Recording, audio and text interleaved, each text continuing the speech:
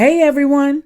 Thank you for taking the time to join in with Uncommon Women Podcast, a dope podcast to bring light to reality from real life people sharing real life stories with a host of women having real life talk, the good and the bad, with no judgment. Uncommon Women's Loyalty is here to support those that need a safe space to speak their truth and rawness to the world. Tune in, relax, take notes, and let's vibe. Here are your hosts, Uncommon Women. Hi, thank you for tuning in to Uncommon Women. I'm Shanera. And I'm Jenny Lee. And today we have an amazing speaker that's going to share her journey in regards to being a military wife. She's actually served our service for over 15 years. Now she's actually a veteran. She's also a mom. She's in school. She also is a podcast co-host as well. So today she's going to share her journey, the goods and the bads of being a military wife, and just giving us some advice in regards to some things that people don't know about for what people go through when they're in the military. So Keashia, thank you so much for coming on today's platform and being a guest speaker for us today. How's everything going for you?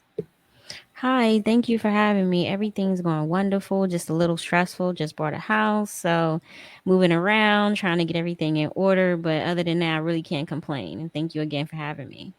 Well, congratulations on the house. Thank you so much. Big accomplishment. If you're anything like me, you're going to be on Amazon all the time trying to find some good stuff. Yeah. If you like shopping, definitely. So Amazon's the best. I just gotta say that. Yes. So before we get into, your story and your journey, and first of all, thank you for serving our country for over 15 years and doing the things that you do. We definitely appreciate that. But before we get into the good stuff, can you tell us a little bit about yourself and what you like to do for fun? Well, obviously shopping now, I don't know if I like it at this point now because I'm getting things for the house and not for myself, but I do enjoy, countless hours of falling asleep with the phone in my hand, trying to figure out curtain rods and shower rods and, measuring windows and things like that. But when I get some free time, I do like to read, spend time harassing my teenagers, because they're, I like to say to them, they're just a bunch of teenage dirtbags, which of course they don't understand because they don't, they're not. Oh, you sound like me. They weren't raised in the time to know what that means, but just spending a lot of time like our broke best friends. That's what that is. I said that to my sister a lot. She laughs at me, but hey, if the shoe fits, let me stop. Let me stop for my sister to call me up. But and also, I spend a lot of time on my deck. I just like the outdoors, just by myself, maybe even with the hookah, just chilling on the back deck, and there's a lot of trees and wind and the nature. So that's basically what I like to do in my free time. So you like the nature, you like the peace. That's what it sounds like. You like peace, definitely. Yeah, how old is your children? Oh my gosh. See, if I tell you how old they are, you're going to be like, well, I didn't think you're that. Yeah, you're like, she's old. So my son is 17 and my daughter is 15. So yeah. Oh, that's a great age. Those are great ages. Great ages to get on your nerves, but I totally get it. I know all about that age. Jenny, how old is your kids? How old are your kids? My son is 22 and my daughter's 19. Okay. So we know all about that age and that range and where they think they know everything, Yeah, they do. And I find myself saying, Google it then. Like, okay, if then Google it. I said to them, well, go ahead and Google it then if I'm not right. It's a mess. That's too funny. So let's get into, being a military wife and, serving our country. What made you actually join the military? Is it something that you always wanted to do, or someone in your family inspired you? Where did that come from? Well, it's kind of like a funny story. So, I actually wanted to go to college. I got accepted into Temple. I was a band geek. Okay. Yeah. I was a band geek. I played the French horn. Don't tell anybody. And I also, I tell everybody just now, but I said, don't tell anybody. And then I also, I also was dancing in the band as well. I forget what they call that now. It's been so many years, but I also did that as well. So I really was into the band and everything like that. So Temple to me had a really great band, so I was like, I'm gonna go there. So I applied, and then a couple of things changed, and so me and my homegirl Danielle, we was like, yo, we going into the millet. Let's do this together. And I was like, yeah, let's go do it. So I'm from New Jersey, Patterson, New Jersey. We go downtown. They had a little recruiter station down there. I met my recruiter, who I'm still cool with too. And she was like, she couldn't come in for whatever reason. So I was like, I'm gonna see this through.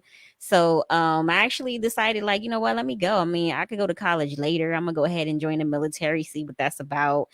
Possibly have them pay for my college. So yeah, it was just like something good benefits. Yeah.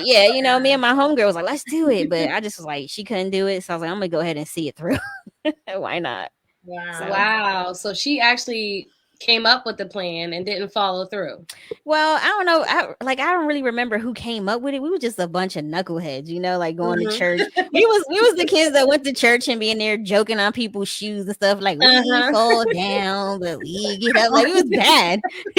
But he was like, we're gonna try something different. So, we wanted to be independent, do our own thing, and then it just didn't work out for her. So I ended up just saying, you know what, I'm gonna keep doing it. But I need to lose a little bit of weight. So it took me a bit.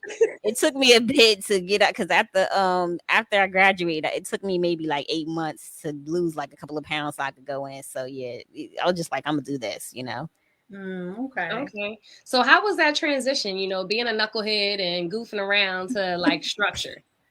It was okay. So when I was doing that, my uncle went through, and that's another funny story. Is my uncle TT. We only a couple of years apart, so it's funny. I don't call him uncle, I just call him TT. He went in and he had a situation, but he said, Keishia, the best advice I'll give you is when these drill sergeants yelling at you, just find somewhere, a spot or something to look at and just stare at it. I'm like, cool. I didn't understand what he was talking about, and another thing, my drill sergeant did not tell me that you couldn't go in with braids. Like, I had got my hair braided. Like, okay, I'm gonna be out here, in the hot heat. I'm gonna braid up my hair. Right. So whole time I'm on my way there, they like, you got them braids in your hair, and I'm looking at them like, what's wrong with my braids? Like, they like, you sure you want to go with braids? And I'm like, why wouldn't I want to? Like, I didn't even know. So I kind of just took my uncle's words and stuck to it. But I found out later why he said to do that. So yeah, it was a big change. Like, you get like one moment you everybody treating you nice, hey, you need some water, first, actually, I don't know if you want me to get this deep, but when you first go, they do this physical that you don't even leave yet. They take you to the MEPS, is what they call it. You do a physical. You got to duck walk. You got to get down in your underwear. My one girlfriend said they looked at her privates. I was like, wow.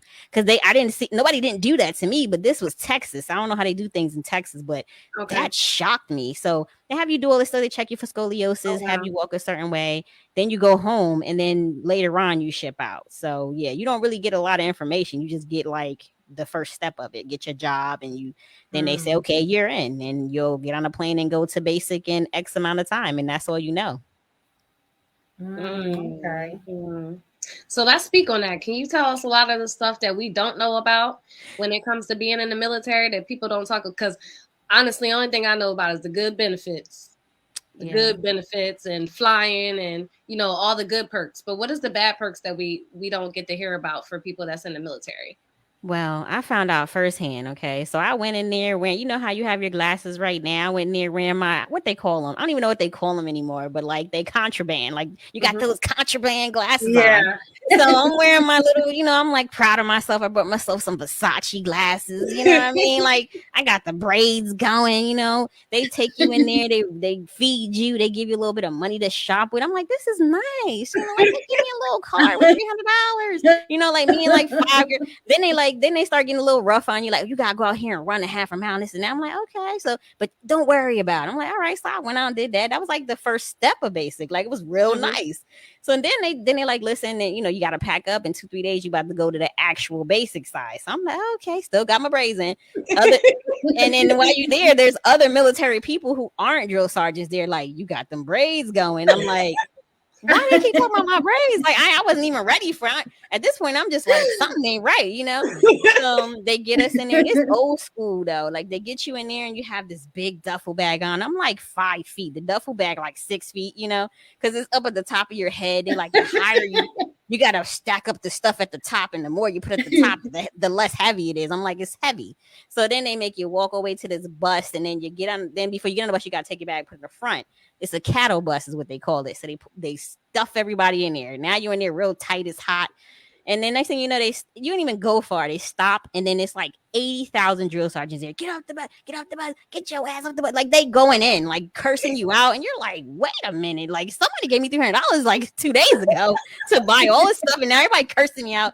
And then like people, if you're not wearing, oh, you got your cap on wrong, get down and give me push-ups. Don't nobody know how to do push-ups. They're like, oh, you don't know how to push up. So now they want to, everybody in a row got to do push-up. Like if one person do wrong, everybody do wrong. Wow. So the female drill sergeants coming over there whispering, hey, you got them braids, and I'm gonna get you later. I'm like, you're talking about my braids again. So now I'm stressing, like I'm a little stressed out because I'm wearing the braids.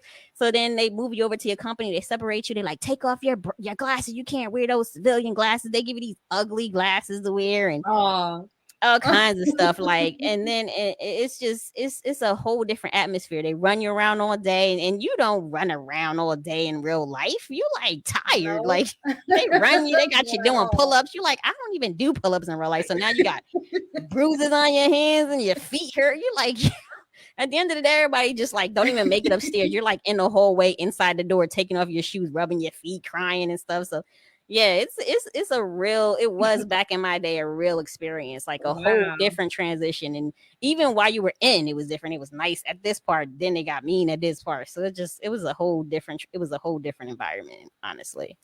But you stayed in it for over 15 years. So you made it through. You a soldier. You ain't quit. It wasn't that hard. It was a little stretch in the beginning, but you were able to, pave through that journey.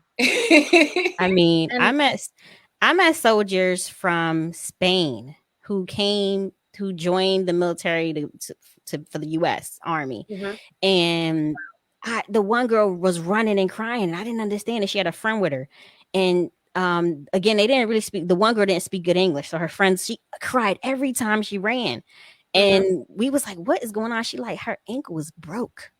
I said, "What?" She said, yeah, we came here because like the Spaniard army is way worse. So she broke her she broke her ankle in that army. Then she got a chance to come to America and be in that army. So she was risking it all. Like, I want to get here and be in America. Like, here is where I want to be. So every day she was running on that ankle and just crying just so she could get through. Cause she was like, I refuse to go back home.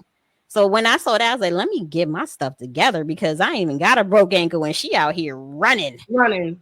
So I said, nope, let me get it together. So I had to get it together. I linked up with one of my girlfriends. She ran track. She would show me the little tricks and things. So I just followed her the whole way physically to get through most of the time with running anyways. Yeah.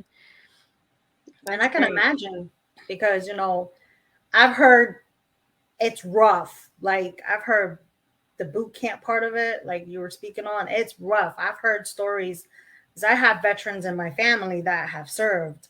So, because my uncle served in Vietnam, so he used to tell me, like, yeah, like he said that it's rough. Like my son, like I said, my son also went for boot camp. He didn't last through it, obviously, because I know it was hard, and that happens. I mean, not everyone makes it through, but I know it's rough. My son was like, Mom, I cried. I've heard they make people actually cry. So yeah, but you made it through because look at you. You did 15 years. Yeah, it was hard. Like, and I was short, so I was getting picked on. Them braids got me. Oh, they got me good with them braids. I got a good story about that later. But I got picked on continuously throughout basic, and towards the end of basic, like it's like they break down all the things that you've been raised to learn when you were with your family and rebuild you. So that's exactly what they do throughout that. Like when you first get there, you can't call nobody, and then they'll give you time to call, but it's really not time to call. So it'll be you with 5 people. They make you get a battle buddy. So you have one person you have to be all the time, but then you'll have like a whole line or platoon that you with. And if you line up with them, they'll tell you, okay, line up. go, and then you'll get on the phone. They'll let you talk on the phone for maybe let them know you here and hang up. And the longer you take on the phone, because everybody's in the front leaning rest, like you're in a push-up position while your friend's on the phone. So like the longer you take, the longer they're gonna be in that position. So you literally have to pick up the phone, call your family, I'm here, I'm happy, I'm all right, and hang up so the next person could go, because everybody's in line waiting on you. It's just like so much mental like play in it, and you don't even, when you're there, you're so stressed out, you don't even know, like you don't know what is night or day, you don't know when the last time you got your time of the month. It's just so much, they put you under so much stress on purpose. So yeah. Do you think they do it more to kind of like prepare you depending on where you're gonna go, like where you get drafted at? Is that how they prepare you mentally, and they do all that?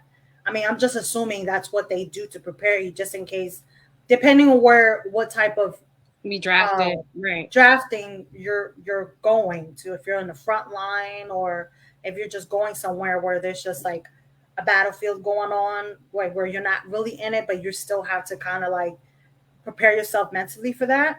Some of it is like that, yes, because I've been like, you could be totally asleep and then they'll wake you up out of nowhere, just yelling, like they'll be playing, like when I went to basic, this is how long ago, where they played Pass the Cavassier over the microphone, and they said, don't pass the Cavassier, drink water, like it's really like just really, and they'll wake you up like that, banging and stuff. And then sometimes they'll incorporate fire guards, so like you'll be sleeping and somebody wake you up like, yo, it's your turn to pull guard, so they kind of get your body ready to get up and pull guard. And then when you actually get to your unit, you pull guard, or you stand at the desk for 24 hours, like you have to stay awoke the whole time, unless you can kind of work it out with the person you with, see how many hours you can sleep, how many hours you can. But some of the training is for that, and some of it is also just to, like I said, break you down from all of the stuff that you learn at home and just rebuild you as the type of soldier they want you to be, and ready, and militant, and attentive, things like that. Like it's a lot. Well, you made it through. So let's speak on, your transition in being the military and how you actually became a military wife. How did that all come about? Well, I'm gonna be honest. When I came in, after basic, I actually had to wait. Where there's two different so there's basic and then there's AIT. So basic is where, it's rough. AIT is kind of rough, but it's more laid back. Like you get more. Your drill sergeants will laugh with you in AIT, and it'll be still a little structure, but you'll get to have a good time. But so you go learn your job, and then after that, they just send you to your next unit, and you really don't learn your job. You learn the technical things, and then whoever's there at the unit has to teach you your actual job, like make it all make sense for you or whatever. So when I got there, everybody was deployed. So me and my friend who came to basic, because we stayed in AIT, which was in Fort Lee, and we stayed out there for 2 weeks, and we could just chill because we was watching other people do things, and we was done already, so they couldn't really do nothing to us, so we just was doing whatever we wanted. And once we left there and went to our duty station, everybody deployed again, like I said. So we kind of was doing whatever we wanted too. Like they wanted to send us to training, we would go do that. And then, other privates would come in. And since we was there before them, we would tell them what to do, because we already did it. Like we already had to clean all the barracks out because everybody gone. Now they just here doing what we did. So we be just telling them what to do and things like that, and getting in trouble here and there, but nothing crazy. So when I first got there, we kind of just traveled a lot. They said you got two options why everybody deployed, because they was going to deploy us, but they wanted us to stay back. So they was like, you could travel or go to school. And me and my girlfriend was like, yeah, we can go to school later. So we started traveling. So I did a lot of traveling, like the first year and a half the first year that I was in the military. So, just training and traveling. That's it. The 2 T's. And then that's when everybody came back, and I kind of met everybody. Like you kind of meet people like during like kind of like Skype. You'll see the whole unit, they'll see you, and then they come back, and then you kind of meet them, who your NCO gonna be, and who your platoon sergeant, or your coworkers, whoever, not coworkers, but what I mean, your fellow soldiers, anybody in your company. And then you'll see everybody else in other companies. But I kind of my ex-husband, or the guy that I married, he was in a whole nother unit, but we kind of like, I was kind of really, I was still kind of like real goofy. So I would joke around with everybody. So I was always joking with people. So I kind of was joking with him a lot because he always had these big headphones on, and he couldn't hear nothing because music was blasting. So I would always roll up on him and like pretend like I'm gonna hit him, and he'd be like, "Oh my god!" So we kind of became really good friends because of that. Like I had a bunch of friends I just hung out with. I had braces at one point. We had the braces crew. I had a Honda. We had a Honda car crew. You know what I mean? So I just had a lot of fun with people. We had like I was a 92 Yankee. We had the 92 Yankee clique. Like we, we just had. I was just like really goofy and fun. So I just had a bunch of friends and things like that. So that's how I met my husband at the time. Okay. So how was life? Once you guys got married and now you're a wife. How was life? Being a wife and still serving in the military. I mean, it was cool. Like you got to do all the changing your name stuff like that, and then for me, because I had dated guys before, and then you could kind of see how they going. Like, oh, I had a dated guy, he was always getting in trouble. I'm like, no, I can't. Like, we can't be together because your last name is tainted. Like, I don't want no problems with that. They right, put your name in, and I got to see that you got UCMJ action. I don't want to be dealing with you. So, he was really like by the book. Military was like his thing, and he's still in right now. So he was like really, that was like something that it seemed like to me his purpose in life was to actually be in the military. So he kind of, when I seen him in his we call it his full battle rattle, his hat, I had his Kevlar with his everything on, I was like, oh, he kind of cute, but this was like after me and him started talking in a way. But yeah, we was friends first, so the transition was kind of rough for me. He kind of had to like woo me, like, I promise this and that, I promise this and that, and I was like, yeah, because I felt like I was a gazelle. Like, you had to chase me and catch me at the ankles, because I was not trying to be tied down with anybody. And especially military men, because they have their stigmas. I mean, military women do too, but mostly military men, they have their stigmas. And as a female soldier, there's things in the military you go through with military men. So, and some of them outrank you. And so as a punishment, because they can't date you, they'll make you do push-ups, you got to go to parade rest and do push-ups. So me and him was the same rank. So we kind of joked about it, but I had started dating. It was funny because I started dating somebody else before he could tell me he liked me. So it was just like a whole thing, though. So he ended up like not even telling me nothing. And my girlfriend was like, he came over here to see you. Your boyfriend was here. I was like, he's my friend. He could have just came by, But whatever, that was back in the day. We was like in our early 20s, so things happen. Okay. So after you guys got married and further along down the line, you had children. Did you step down to be a full-time mom and a wife, or were you still juggling and doing everything at the same time? So like before we had, it was kind of like it was hard because like your life is on a schedule when you're in the military. Like you have to be at your formation by 6:30. So like my schedule would be like come home about 5ish. Get my son from daycare. That could take 30 minutes. Got to get his bags, his Pampers, and all of that. Get home by 6, eat dinner, spend a little bit of time with my baby, maybe an hour or two, go to bed by 9. Hopefully, because my son was eating a bottle every 3 hours. That boy was greedy. And then I would put him in like a onesie that I know he could sleep through the night in. So he would sleep in that through the night. And then I wake up at like 5:30, get dressed, and then just leave him in that onesie, transport him to my to his car seat and drop him off at like 6 a.m. at the daycare, and then go do my PT at 6:30, come back home at 7:30, take a shower, gotta be back over at the unit by 9, and then start the whole day over. So over the course of a couple of months, they would say, he did this and he rolled over. And I'm like, rolled over? I'm missing all the good stuff. Cause like you literally have maybe 3 or 2 hours with your child, because you got to get some sleep. And, he's a newborn. So you got to kind of put that flex time in there when he wakes up as well. So I did like want to get out. I was like, I'm gonna get out because I want to spend time with my child and watch him grow up. And then eventually I found out I was pregnant with my daughter. I did a lot of snot bubble crying about that, but and I ended up, getting out once I found out I was pregnant with her. I got out for a little bit, and then I went back in. I had her, and then I went back in as a reservist. And the funny thing about it was they was so desperate for people. I was like still with the baby weight, and it was like, listen, we don't care. We're gonna take you with all that weight. And I'm like, listen, I know how y'all do, because y'all gonna be like, we're gonna take you and then try to pull that PT test, I'm overweight crap, and I ain't beat for that. So I had them put it in writing and everything. So yeah, I was like, smart girl. Like, y'all not about to have me. And then 2 weeks later, like, we got a PT test, and at the time my last name was Merced. Merced, you're overweight. I'm like, yeah, we know. That's why I came in overweight. Like, y'all don't recall what happened 2 weeks ago, So I was about to be about that. So yeah, that's the one good thing that I did with the military, to keep them accountable for their BS, Okay. So during the transition of having, being a wife, having, the kiddos, did you ever even go through postpartum depression? Did you feel like were you ever overwhelmed in between the process and everything that was going on?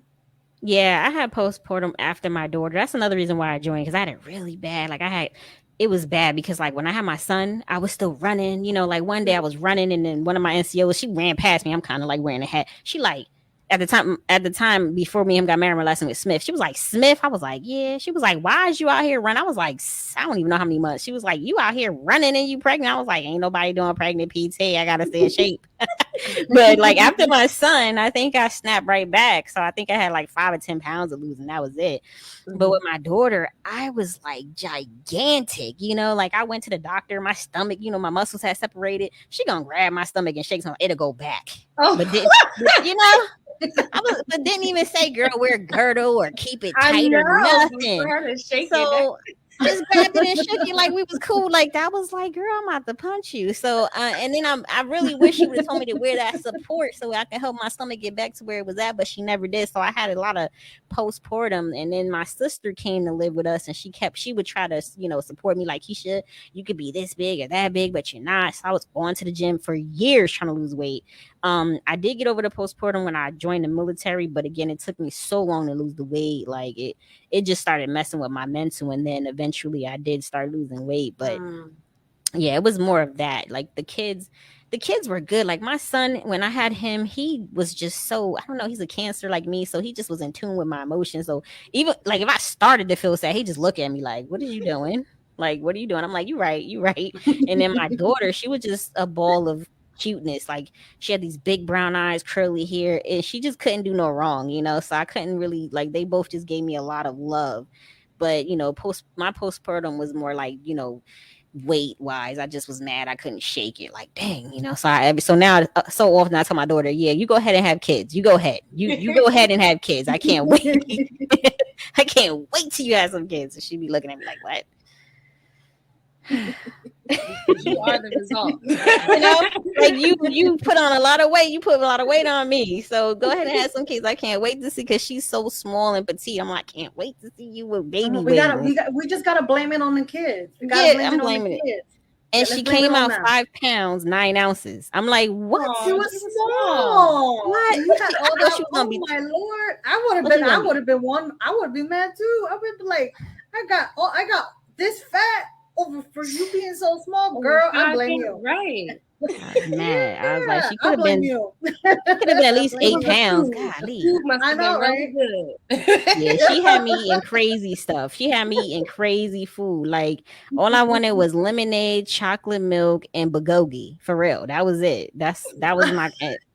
And spaghetti, like, it wasn't even good spaghetti. It was like Chef Boyardee. I don't even know why. Like, I don't even know. I don't know why I wanted Chef Boyardee. Like, and to this day, I can't eat too much tomato sauce. I just can't. You tomatoed out from when you were. Yeah, that was it. That was. That was it. So yeah. 2 kids, being in the military, going through postpartum. Did you feel like you had support from your husband at the time of going through all this? Oh my God, I'm sorry. I shouldn't laugh like that, but no. Like after my daughter, he got some time off of work and he slept. I wanted to choke him every other day. Like, guy, what are you Wow. here for? You sleeping all day? Like, he did have his tummy time with her when she was asleep, but when she was up, no. Like, from that day, and I've never said this to him, but from that day, I was like, I'm never having any more kids with him, and she is my Wow. last one with him. Like, never again. Lessons learned. Like one time, and I asked him, did he remember this, and he didn't remember it. One time, we was in Kentucky, and they had a little earthquake. I was like pregnant with my daughter, and I come down the stairs like, "Hey, did you feel that earthquake?" He's like, "I thought that was you walking around upstairs." I almost killed What? him. I was like, "Excuse me." So then I asked him years later. He's like, "I don't remember saying." I'm like, "Yeah, of course you don't remember saying it, but you said it because I remember." Like he Wow.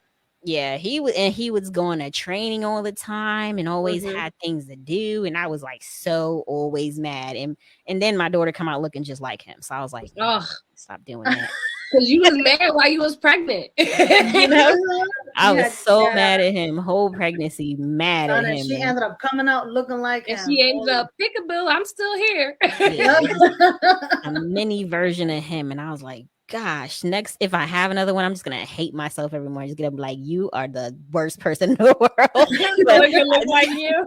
yeah, I was like, I'm just not gonna Don't have give it another my one. birth psychology. Yeah, I'm just not gonna have another. I just never did. I just said forget it. Like being with him and having kids and dealing with him, I think, and I think that also contributed to our divorce. It was like Okay. he was so busy trying to not be around family because he was just so used to being away from it that when he got out, he just didn't want to be around. Like he would find the dumbest reasons to leave the house. And I think over time I resented that, like I really Mm. resented it, like I don't like you. Like I don't like what you're doing. Like I had almost all my Facebook posts was just me and the kids. He was absent. Wow. Mm. Yeah. Yeah. And So we did ended up you talking about that too. struggle or face any traditions, from being, you were doing pretty much everything while he was deployed, right?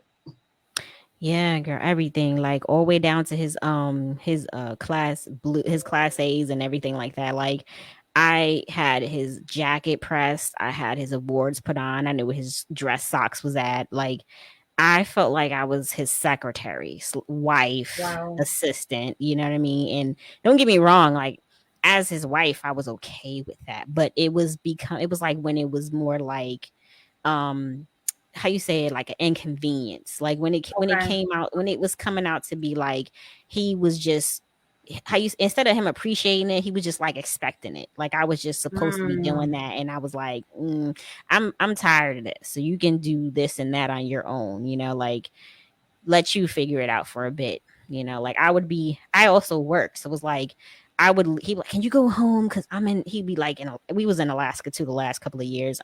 And he flew out to Anchorage for some type of training. Can you go home and look in the paperwork and digitally send me this and that? And I'm like, guy, I have a job and I only got a 30-minute lunch and you want me to go home and get your paperwork. You know what I mean? Wow. It was just like some of the last straw is like another last straw. And this might seem, superficial or materialistic, but I love that sweater. He put my cashmere sweater in the dryer. And I was like, sir, I love that sweater. Why would you never wash clothes a day in your life? Like I Wow. wash everybody's clothes. Why would you put a cashmere sweater in the dryer, Wow. sir? Like Oh my Lord. it just felt like it was just. And then my daughter, she had we wouldn't even call it a condition. She just would like projectile vomit everywhere.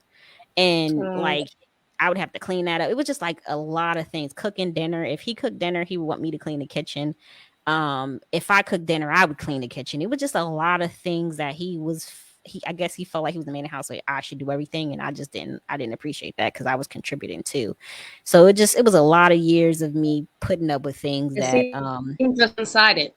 yeah, it Yeah. was.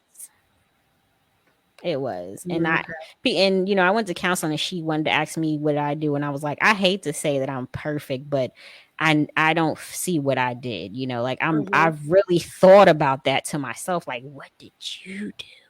And then I was like, well, maybe I compensated too much. Maybe I was allowing myself to be his assistant too much, was bending over backward. Because little did I tell you, I actually did go home and get that paperwork and send it to him. You know what I mean? So I kind of was like doing these things for him, and I can't really blame him for something that I was encouraging allowing or to happen. allowing to Yeah. happen. Yeah. Yeah. So after the whole, divorce and all of that, how was the transition of being a single mother afterwards? How did that come about? Was it really hard for you to get into, I mean, you said you spend a lot of time by yourself anyways, so I'm only assuming the transition wasn't as hard, except that you no longer had a husband at that point. Yeah, it wasn't hard because he was, doing his own thing anyway.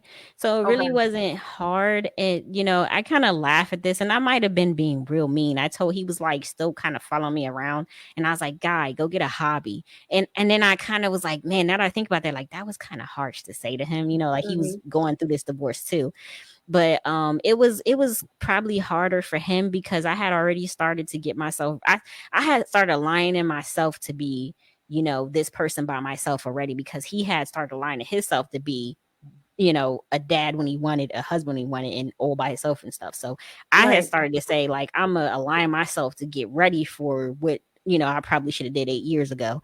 But I had started getting myself together. So once I filed for a divorce, I really, really thought about it.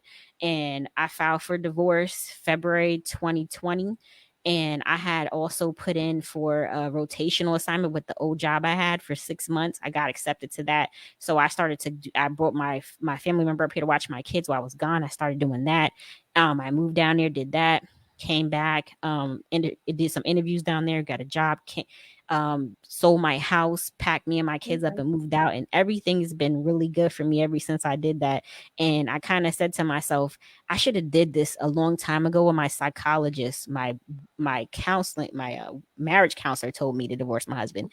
And she normally don't do that, but she definitely said to me, Keishia, I advise that you divorce him. And when I went back to them for counseling, when I was going through the divorce process, she told me, you should have divorced him when I told you to divorce him so many years ago.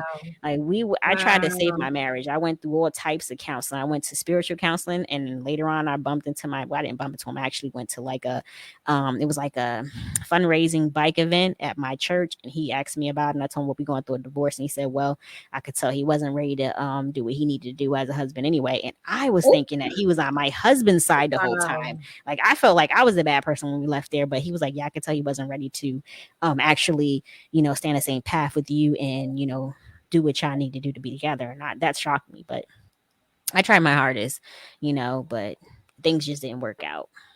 But and you fought, you fought it through for a long time, and I'm sure that kind of played a part in your self-esteem as well, trying to do everything and not really understanding what the problem is. And then with you, being accountable and going to therapy, that takes a lot too. Yeah.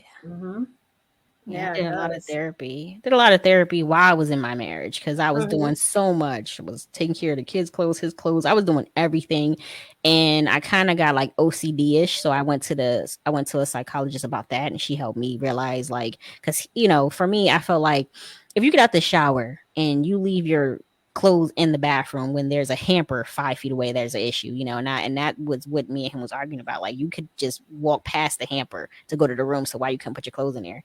So I went to her and she's like, hey, just let it fly. So like, just let it go. So she kind of helped me get past that little bit of OCD. But I also stopped doing everybody's laundry, except for the kids. I stopped doing his laundry, like if it piled up, or well, and when I was one time I went to the reserves, and he let my laundry pile up for 2 weeks, 3 weeks of clothes to wash. And I was like, you can watch that. I'm not. Like, it was just so much to go through, and I'm so happy that I, how you say it, liberated myself from that, like, and something that you guys probably wouldn't ask me, but the other day I was talking to a friend, and I was thinking, like, I could have got this and that from him. But then I started thinking about how things are going right now for him. And I'm just like, I'm just, it just catches up when it does, like I'm not wishing any bad on him. I really like, we're in a good space now, but like he also acknowledged it, like, yeah, I know this is karma. And I'm just like, what? But that's like really mature him. So I see him maturing and being more of a dad as well too. So, Well, that's but good. Good. I'm good. I'm glad. That's good, and he's growing on his own time. Yep. And I agree. That is so that's great. good that he's seeing that, because he Mm. ain't got that help. But on top of that, yeah, he's seeing, the outcome from his choices in the past, and that takes a lot of courage too, because a lot of people are just very prideful, and Yep. they just tuck everything underneath. So that's good that Yeah. he's at least trying. Yeah. took 3 years. Took 3 years, but we are doing really good co-parenting. The 2 kids now. Good. So, I'm happy. I'm glad. I'm glad that you're in that space, because sometimes when people separate, it takes years to even get into that space where you're able to get along. And you said it only took 3 years. I applaud you for that. I applaud you for that. That's really amazing. So, if you can give any advice to anyone that is going to be a soon to be military wife, what would it be? I would say make sure that when you go into it, that you both sit down and talk about what you will and won't allow, because that's the thing that we didn't do. We didn't talk about what we will and won't allow, or will and won't accept. And I would say do that. And also just try to keep things open with each other. Like if you have a build a family, or he has somebody before and they have children, just try to keep that open communication, because you don't want to keep things separate from each other when it comes to co-parenting your child. That's another thing I would say as well. But and as a wife, do not let other military wives tell you what to do, because that happened to me. Like, I went to like the NCO wife club and they said, you got to give away, you got to stop doing all the things you want to do and be his backbone. I'm like, so as long as y'all go in together and decide to be each other's backbone and you support each other, you should be good, and make sure that that's what y'all want to do, because you don't want your husband and somebody to be, oh, he out at the club and this and that and get all in your ear. So just make sure y'all have open communication. Y'all both ready to be in a relationship, and y'all discuss what y'all will and won't accept in y'all relationship/marriage. I love that. Great advice. Great advice. So let's speak on some good things, being in the military, being deployed and traveling, you was traveling, you decided to travel versus going to school. So any young kids, make sure y'all go to school that's watching. Make sure y'all go to school. But go to school, but travel too. Like, especially if you're in the military, like they really pay for all of that. Like there's ways to travel and not have to pay for things, but you can go to school too while you travel. I was a knucklehead, so I just traveled. I didn't have time to stop and do tests and things like that. I was ripping and running. So you can do both. You can do both. So based off of that, living in all different types of locations, which location has been the most peaceful in your life? I'm gonna be honest. I enjoy Germany. I actually think I'm a German citizen, because I filled out all the paperwork and got this big long paper that's read in German, but I've never had it read. But I love living in Germany. It's very much a culture shock. It will take you a long time to get used to it. Like, I was out there with my homegirl. We went to like one of their little local pools, and these kids were flashing us. And we was like, oh my God, what is wrong with these kids? And then we realized like everybody's just totally naked. And I guess they knew we were Americans and was like, yeah, I know those Americans aren't used to this. So they I'm like, okay, but you're children. You know what I mean? Like, these are little kids coming by like, boom, here's my butt. And I'm like, no. But like, yeah, then we look around, you see babies naked too. But I really, really, really enjoyed it out there. I also enjoyed Alaska a lot as well. Lived there for 3 years. I loved it out there. Would I move back? No, but there is incentives to live out there in Alaska as well. But yeah, and traveling in general, I enjoyed Spain and Italy. Nice. They sound very peaceful. Definitely would love to travel there myself. Yeah, a couple of good places to go. Yeah. So let's speak on life now. How's like your life now, with your children and living now that you're, you were being a military wife, being in the military. How is life now? Life is good now. I still have a little bit of my military structure in me, but not much because, I want to be drill sergeant mom, but then again, I don't, you know what I mean? Like my mom was kind of like a drill sergeant, I'd be like, y'all going to turn me into Monique. That's my mom's name. But, I love you, mom. But, like I was single for a bit, and the single world was different. It was very, very different. I did not enjoy it. So I'm happy I met my husband. We actually took it really slow, but we kind of didn't. We kind of met like early July, right before my birthday. Then, we kind of both was taking it slow because like just the dating scene out here for both of us was just really wow. Like I'm out here in the DMV, which is, DC, Maryland, Virginia, and it's just a different world out here. So he had some bad experiences and I did too. So we was taking our time. Then I got COVID, and then I was like, they say 5 days now. He like, no, take 10 days, champ. And so I was like, you know what? He's not lying. Let me go ahead and take my 10 days. And so I was in his area getting my eyebrows done, and I said, listen, I'm in your neighborhood. You should come through. So I passed him the address, and he came over.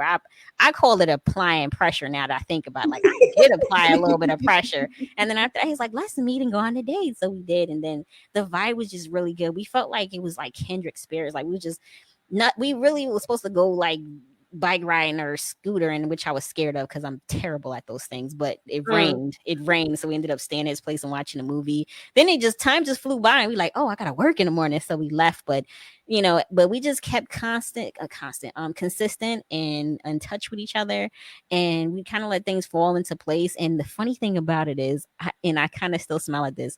I kissed him for the first time. We was out dancing, and I just went in. Like, I was like, you know what? Applying pressure continuously. Like, I was like, yeah, give me this. I was dancing, and I just kissed him, and I told my girlfriend, we laughed like little schoolgirls, like, girl.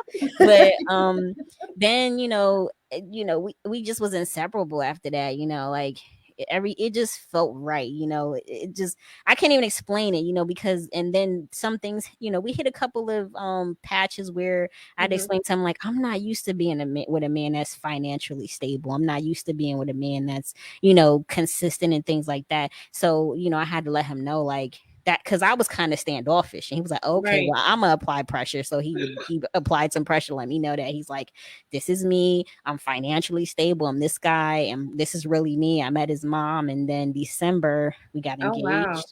And by April we were married. So come on. Congratulations. Thank you. Yeah. So he put the pressure on at the end. Look at that. He did. He applied pressure because I was not expecting that for Christmas. Like I really wasn't. And I think at one point he wanted to do it in front of my friends, but I don't have a lot of friends like that, so I kind of didn't. You know what I mean? He was like, let's have a game night, and I was just like, oh, I got some friends, but two of them don't get along right now, and and it is like I just don't have a lot of friends because I'm still kind of new. I only been out here for like almost 3 years, so I kind of messed that up, but he did it in front of my kids for Christmas, so that was fun. Yeah. Aww, that's so nice. Yeah. So can you speak on your podcast? You have a podcast as well. Can you tell us a little bit about your podcast that you're co-hosting with, and until you transition to your own podcast, which is dope, what you guys talk about on the podcast and how we can find you? Sure. Yes. I'm currently on Talk My Credo right now with Dante, my friend Nas, and KT. We all like cousins, like just came together. The energy was right. We do the podcast on YouTube. We also on Facebook, Instagram, Spotify, anywhere you can get on and listen to a podcast. You can find us. We just did an episode on Monday. We talked about the infamous Bloody Saturday. We discussed Africa as it is conforming to its independence within itself. We talk about everything, current events, everything down to what was it? Look, I just did the podcast on Monday, but we talk about everything. We make it fun. We watch some skits on things, like the young lady that was on the little she's a, I don't even want to say, I'm trying to be politically correct. The white woman that was on TikTok when she was doing little dances to like, snap your Which fingers one and is talking that? about her. You didn't hear about that? She had like a whole thing where she do like hip hop dances on TikTok and stuff like that. And No. yeah, she blew up or whatever. But we talk about everything on the podcast. And as of right now, I'm also working on starting my own podcast called Yo Keashia. As you can see in the background, I'm in the way. Anyway, whatever. But working on Yo Keashia, that actually generated from the Late Night Flight podcast, and you can find them on all podcasting as well, including Facebook and YouTube. It Okay. started there, and I'm actually figuring out the spin off on my own, but you can also find that on YouTube as of right now. So I haven't started yet, but soon I'm going to be doing a couple of interviews the first interview on Saturday, and I'm going to be doing that with Mr. Music. And yeah, it's going to be a good little show. I might even put out a couple of shorties before I put out the whole episode. Nice. Well, I'm going to give you congratulations on your Yes. podcast. Thank you. So we it's are. great. Go ahead. Jenny. Go ahead. Jenny. Go ahead. No, I was just gonna say, you're doing amazing. Life after combat. It's amazing. And I can see like you've done so much for yourself, and when you start young, going into, you're thinking you're coming into something, and you're not knowing what you're getting yourself into, and then life just happens, and look where you are now. That's exactly how it was. And I know you have one more question for me, but I wanted to give y'all that background about those braids really quick. And what happened was whole time. Come back to that. So did they make you cut it off? Like, what happened with that? Whole time they was picking on me. I had a bunch of male drill sergeants. They was like, wait till drill sergeant so-and-so get here. I didn't know it was a female. She came in. She saw me in them braids, pulled me out of the line. She said, oh, you think you cute? You got braids, huh? Okay, well, if the braids not gone by Friday, we're going to have a problem. So I'm like, okay, how they going to go? So I just left them in there. She saw me Friday. She took me and my battle buddy outside and smoked us and what smoking is it was like, what was it like duck walking, bear crawls, low crawls. Like she had us out there for like an hour. I could not move. Like I walked into the building and collapsed. My underwear, which were white, were brown at this point. And that night, the way she smoked me, everybody in the building could see it. So every female that was on night guard let one person go to come help me take out my braids. So all night, a person, like you have a fire guard for an hour, they would come help me take out my braids. And we didn't get them all out, but we got enough to wear because it was humid here. So we had enough to where you could put in a ponytail and it would cover the braids and you could just see the human hair hanging. So you went, my goodness. They felt my pain. Like I knew, because I didn't even ask for help. I was just doing it myself. And they was like, yo, we can't help you. Give me a comb. And I was like, thank you so much. Like I was crying. And that's another thing that I learned while I was there. Like it was a punishment, but it also taught me like, this is your battle buddy. And this, even if y'all don't know each other, this is who is here that's going to pick. If you get shot, this is who's going to run and get you. Like this is everybody's a family here, even if you don't know them.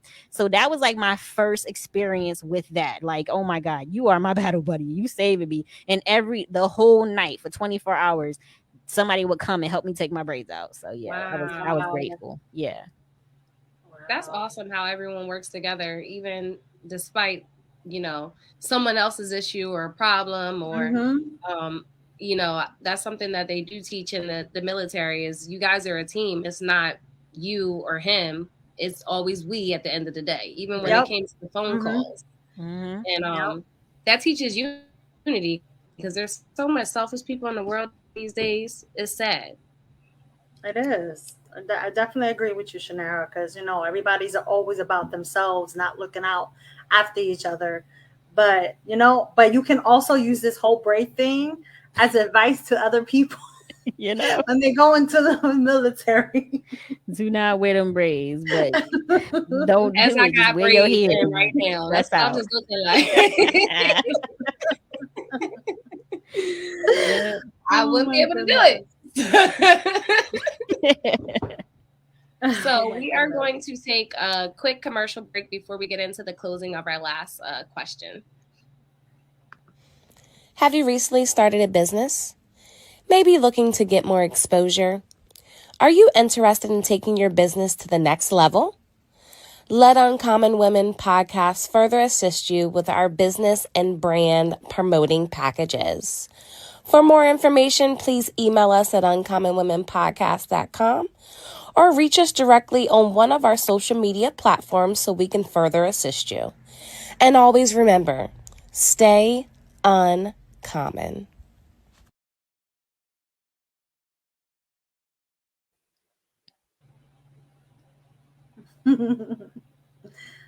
Thank you. Shanara, do you want to check if we have any comments before we do our any comments or from the audience before we close out? No comments or questions at this time. Okay. Well, thank you so much for coming on, Keish, and then just telling us your wonderful story. And it's been so much fun. I love your energy and how energetic you are.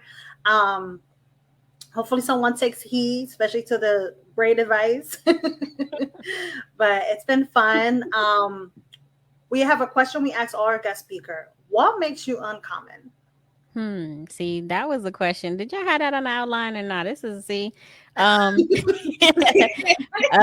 would say what makes me uncommon is the fact that I started the military young, started my family young, and in my late 20s decided that I needed to love me a little bit more, and I decided to be a bit selfish. And I guess in your late 20s that is kind of uncommon, but I'm gonna say this: with being that selfish, I've become more successful in life. I actually went back to college and got my degree, all while working and being in the military, in the reserves, of course. But I also, had this rough marriage because I started young. I think because I started young, I didn't ask for what I wanted. But I learned from that, moving forward, I'm going to make sure I get what I want and be, ready. And when I'm not ready to date, I'm not going to date. And when I'm ready to date, I will date, and let God bring the man to me, and of course, not rush into it. And so I'm happy being uncommonly quiche. Yes. Amazing. So That is I love it. That was dope. I love it. Thank you, everyone, for tuning in, and thank you, Keish, for coming on. And it's been an honor and having you on the platform. So I'm going to speak on our business proposals as we're transitioning over into television.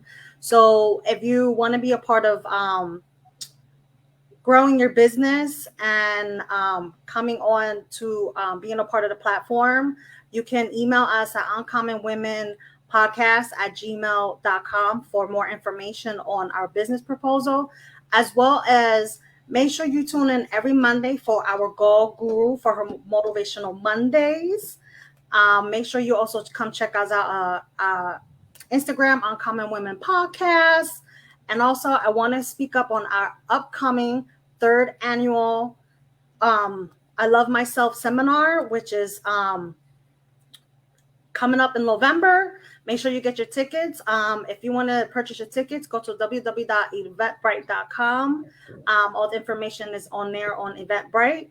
And also, we also are starting a podcast academy, which if you're interested in starting your own podcast, make sure you also contact us through the same email, uncommonwomenpodcast@gmail.com. And make sure you tune in again for another powerful testimony next Thursday. And stay uncommon. Bye. We hope you enjoyed today's episode. If you've been shacking up with us for a while and haven't subscribed to our channel, what are you waiting for? Please like and subscribe to Uncommon Woman so you won't miss another episode. And remember, don't let anything or anyone affect your peace.